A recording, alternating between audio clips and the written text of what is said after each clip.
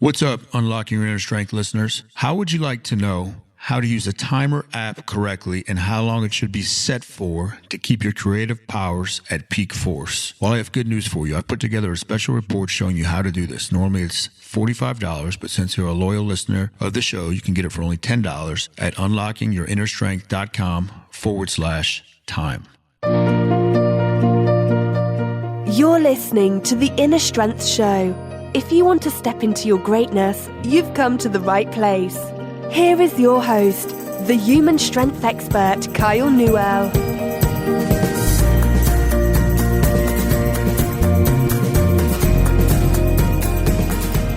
What's up, everybody? It's Kyle from Unlocking Your Inner Strength and unlockingyourinnerstrength.com. Once again with episode number 45, The Truth About Being Ripped. Have a lot of cool stuff I'm going to go over within this episode. But first, a couple of announcements. Colt is here. We had a son, in case you didn't hear, and we did not know going into it once again. Pretty cool that Braxton's going to have a brother, and we'll see what the next one pops out. We definitely want to go for 3, maybe 4, we'll see. So we're really excited about that. I'm out here in the shed. Still need a good nickname for my office. In case you want to drop me any ideas. You may hear the rain, which is pretty cool because there's not much separating me from the elements when I'm in here. I know we're going to be putting a wood-burning stove towards the end of the summer in here for the winter months, which means I won't have to insulate it, but it's going to be really cool for the ambiance in here and really keeping me warm and whatnot.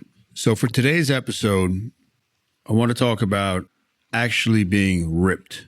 This is the time of year when that gets planted in people's heads because the summer is upon us. It's bodybuilding season. As a matter of fact, we have 3 guys competing in a bodybuilding show in 2 weeks from Newell Strength, so that's always exciting. And it always brings back memories for me. The first time that I ever saw someone up close and in person that was absolutely shredded was when I was working for the Rutgers football strength and conditioning staff when I was interning with JB back in 2003. And you had some high-level, freakish athletes. And I was in good shape. You know, I was hitting the gym, doing my thing regularly, coming out of college at the University of Delaware. But I remember this one guy, William Beckford. He was from Florida. They called him Pops. And when the dude took his shirt off the first time, I was like, oh my God, that's a mini Ronnie Coleman. Now, in case you don't know, Ronnie Coleman is one of the greatest bodybuilders of all time. He won 8 Mr. Olympias. So he's up there with, he actually beat Arnold's record. He tied Lee Haney, although Arnold's still the best in my mind. Arnold would have won 12 if he didn't stop there in between. And that Stacks there making some noise for us. But anyway, William Beckford was muscular as heck. So he wasn't just one of these lean guys that wasn't that muscular. He was a 450-pound bencher. I have a cool bench press story. Maybe I'll tell you at the end if I have time with him and one of the other players from that era. But he was shredded. This dude was muscles popping out of muscles. And I remember going to the dining hall with him, and he would put in his oatmeal half a stick of butter, loaded up with sugar and brown sugar, all types of peanut butter, all types of stuff like this. And he'd eat a bunch of other stuff too. My point with that is he didn't have to watch what he was eating. He had to make sure he was eating enough to maintain his muscle mass. Shredded beyond belief. Now, there were a lot of other guys that were shredded as well, but not to that degree as far as size and being ripped.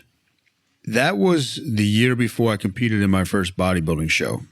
Or the summer before, I should say. And it gave me a really good glimpse into Division I level athletes and professional athletes. A lot of those guys went on to play in the NFL. And they're genetic freaks. They can be ripped all the time, some of them. Now, when people approach me and say, hey, I want to get ripped. I want to do, I want to have a 6-pack. Not everybody is genetically cut out to be ripped. That's just the way it is. You got to think from a survival standpoint, as you know what I've told you in the past was the brain and the nervous system, everything they do is built around survival. So being super, super lean is not good for survival purposes. Think about how we evolved. Now, if a famine came and food was scarce, those with the least body fat were in the greatest danger of not surviving. Body fat is nothing more, when you really simplify it, than stored energy. Stored energy. So being ripped is something that, unless you're genetically cut out for that your body is going to fight tooth and nail against. We'll get into some of the science here in a few minutes. But first, let's define what is ripped. So females, typically, you're going to be about 10% roughly higher than a male in terms of body fat. That's for evolutionary and reproductive purposes. You have to hold more body fat for childbearing reasons. So if a guy was 7%, that would be, it's not exact, but 17% for a female, which is ripped for a female. Now, to start seeing definition really in the abs for a guy, big difference here. For a guy, you have to be under 10% to start seeing some really good definition in the abdominal area. Now, females, the reason I say it's a big difference, we have different fat patterns, man and female, or man and woman, I should say. Men's stubborn fat is in the stomach region, the umbilical area near your belly button, love handles, and going around to the low back. Typically, 99% of the time. Females' stubborn fat area is in the thighs, I should say, glutes, hamstrings. Now, stubborn fat has a different type of fat cell receptor. It's called an alpha receptor. Very, very poor blood supply to that area, to those areas. So if you touch your stubborn fat areas, whether you're a man or woman that's listening to this, it's going to be colder than other regions of your body. And that's due to the lower blood supply. Now, if you have a lower blood supply to those areas, it means it's harder to get blood in there to get fat out of there, so to speak. So you had to mobilize fat, transport it to the muscle to be used as energy, utilize. So MTU. So females can have a good amount of body fat, mainly on the lower half, yet they might have a six-pack. I've seen it before, and it's not that uncommon, believe it or not.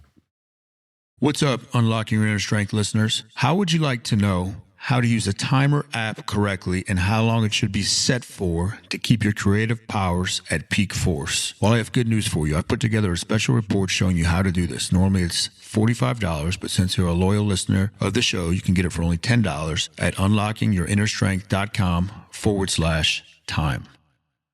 Anyhow, you have two numbers, one for men, which is about 4% essential body fat. That's fat that surrounds your organs, known as brown fat. Can't go below that. So anybody that tells you they're 2% body fat or 3% is blowing smoke up your rear end, because they'd be dead. For females, I want to say off the top of my head that number's in the 10% range for a woman.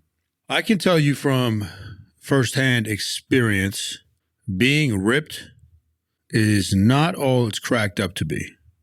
I would say when it comes to being lean, I have average genetics. Now, I have an easier time than most putting on muscle, but as far as getting ripped, when I used to compete in the bodybuilding shows, there were times literally when I dieted so hard that I would start crying. I remember it like it was yesterday. I'd go out, do my conditioning, and I'd be starving myself for months on end, to the point where I'd break down and cry. Yes, because it was so hard to get that low, and every hormone and system in my body was fighting against me. So when you want to get to super, super ripped levels, first of all, you better have a damn good reason. And secondly, you need to realize that as body fat drops that low, is below a certain threshold, and it is different for everybody, but below your set point threshold, your immune system is going to start to downregulate. Nervous system is going to start to downregulate. Thyroid output, growth hormone, testosterone, all these things are going to start to downregulate. Reproductive system is going to start to downregulate, meaning your sex drive is going to go out the window. So not fun to get down there. With that said, if we look at brain science and mind mapping, you have to define what ripped is for you. And as I continue to work on my Ripped Dads project that Matt Fury, my coach, is really helping me do some cool things with, one of the main things I'm focusing on for the dads, and this applies to any human being, I don't care, but it's the definition of being ripped. Most people just want to look good in clothes. Think about who's going to see you naked. Probably not that many people. So to be ripped or super lean is usually overkill. That hit me smack dab in the middle of my forehead after my last bodybuilding show in 2014. I was still struggling big time with body image issues. And I knew all this stuff about the brain, and I was going to my therapist at the time, and we knew what was coming after the show, and it still hit me. So I did 2 shows in June of 2014. The rest of the summer, I really struggled. I stayed lean by doing my cycle dieting, which is a different topic, which I've talked about before as far as cheat meals and cheat days. And at the end of the summer, we had our second vacation. So me and Devin went away to Mexico right after the show. Then we went to the Outer Banks with my family and some of my very good friends in mid-August. That was the site, or I should say that was the trip where the infamous Waffle House incident happened, where I put on an eating spectacle. Anyhow, I remember going there and I was so concerned with keeping this certain look, this leanness level that I had. And something one of my old coaches told me, Scott Abel, was that he asked me a question, I should say. How many times have you gone on vacation and remembered that vacation for what somebody else looked like? Meaning you saw some dude or some chick on the beach and was like, man, that person is jacked or shredded or ripped.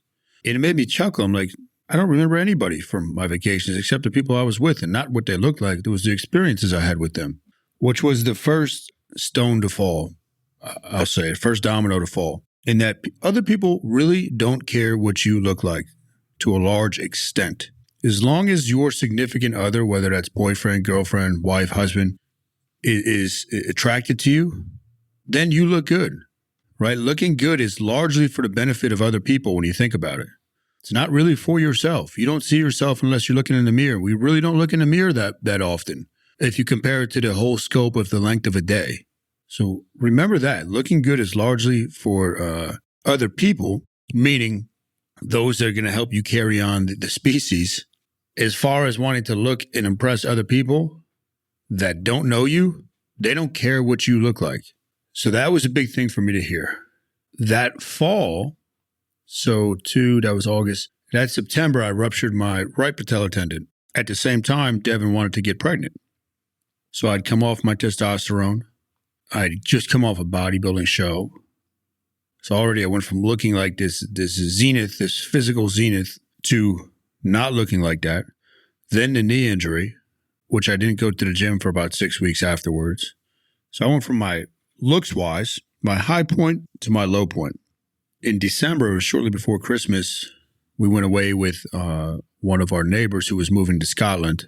She took us away for the night. You know, her and her fiance got a room. We got a room. And I remember after we spent the day at the indoor pool, I was getting dressed in the room. And Devin said something to me. She said, "You look more attractive now than I've ever seen you before." And I did a double take. I said, "What?" I said, "What do you mean?" She said, "Because your mind, you can chill out. We can go have a burger and a beer. You don't have to weigh everything. You don't have to measure everything. You're not obsessing over this." And that was it. That was when it finally came crumbling down that being ripped was not part of my definition of health. I kept trying to trick myself that it was. I kept doing bodybuilding shows because it kind of forced me to be ripped. And the whole point of that is you have to have your definition of what ripped in quotes means. Going back to what I'm doing, working with the Ripped Dads project, it's not in the cards for most of them to be ripped, just like it's not in the cards for me to walk around ripped. Do I think I look good in clothes? Yes. And I think a lot of other people look good in clothes. And that's something that I can coach people on. All we really want out of life is to be happier. That's it. So people say they want to be ripped and they want to be lean. It's about confidence. But what's the confidence going to get them? It's going to lead eventually, if you did their 5, 6, 7, to being happier. That's what we want.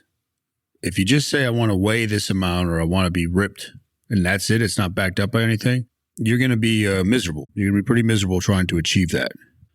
The people that you see in the magazines and on the fitness covers and whatnot, again, photo shoots, photoshopping, sometimes there's a large amount of genetics at play.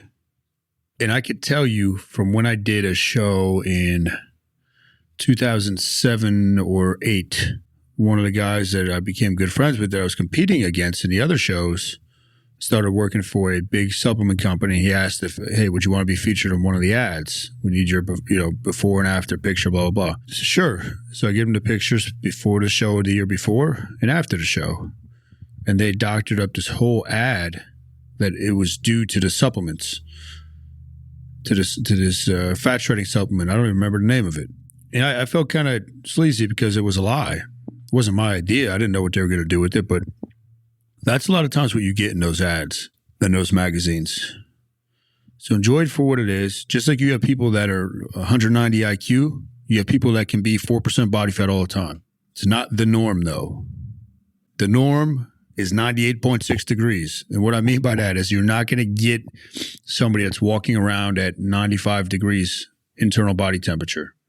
If you do, it's 1 in a billion.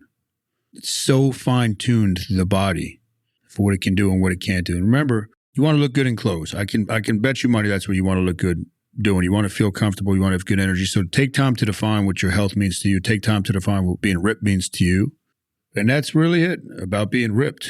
I can go into the nitty-gritty science of it. I do have an episode coming up for Kelly Jackson, who had asked about talking about more female hormones and whatnot. And the guys, you'll like this too. It's going to be very interesting, and you'll be able to use it to help the females in your life. And it's just a cool topic to be able to talk on as well. So that's coming. And I'll get more into the females with that are overweight, in quotes, but that have six packs. How is that possible? Well, it's a hormonal thing. So we'll go over that. It's either going to be next week or the week after. I'm finishing up my research on that, my touching up. If you haven't gotten on the email list yet at Unlocking Your Inner Strength, please do so. The newsletter is going on month number 4. You can subscribe to that under the letter on the website. That's all I got for this week, guys. We'll be back next week with episode number 46. As always, tell me what you want to hear. If you haven't had a chance to leave a review on iTunes, please do so. Spread the word to a friend or two that can use a positive message or just some interesting tidbits in their life. Peace. You've been listening to The Inner Strength Show. If you enjoyed the show, remember to subscribe, rate, and review us in iTunes.